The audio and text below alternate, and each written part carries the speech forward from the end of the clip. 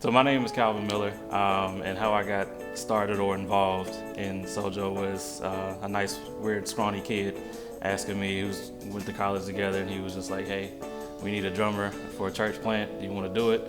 I was like, ain't got nothing else better to do. So I started playing drums. I didn't really actively get into the drums as we were still growing through that, but from the moment that we came in just to help with getting the carts, I believe, set up, it was an awesome time. Fell in love truly with the full family environment. Honestly, for me, first looking in, nobody looked like me, but that didn't matter the first time I walked in the door. So it was just always, it felt home. I've been to multiple churches and done different things in different capacities, but this was the first one that I felt that I could really grow in. Favorite moment has been really seeing the transition from when I first started in myself to now. Seeing just the way that I knew initially, I think we've had a conversation, I said I didn't want to just be the guy playing drums, and I didn't think all this was going to happen, but I wouldn't trade anything in what I've grown in here.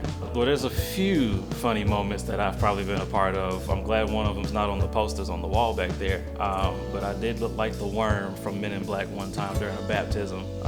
We can ask Mike Davis about that video. The one that I think most about people probably don't think of is the time that Jesus broke me down out here in the altar and you were singing the song. Two things. One, somebody told me that I needed to get up to finish the song so you would stop singing. And the second thing is I was worried about my crack being out. So, hardest thing can honestly be the growing aspect. You know, a lot of things have changed in my life from growing in Sojo that I wasn't necessarily fully prepared for.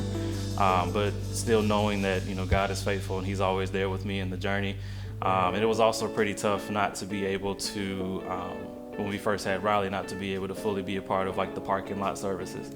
Would have really loved to have been a part of that, but she was young and COVID was going on, so we wanted to be safe. But I always felt connected even when I was away. What has kept me here is not just the family environment, but it's the fact that it feels like home. And this is probably the first time, I know most, growing up as a kid, you always hate when your parents drag you to church. This is the first church that I've been a part of that I feel weird if I'm not here.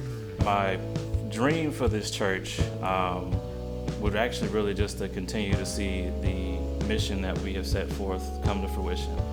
The 300 in every location. I know we've started trying to grow, but to see Harrisburg grow, to see Locust grow, and to see not only just the original here in Concord grow, but to just see the church as a whole, but not grow to where we lose our number as far as we are seeing people as numbers, but we still keep that family environment in each location that we're in.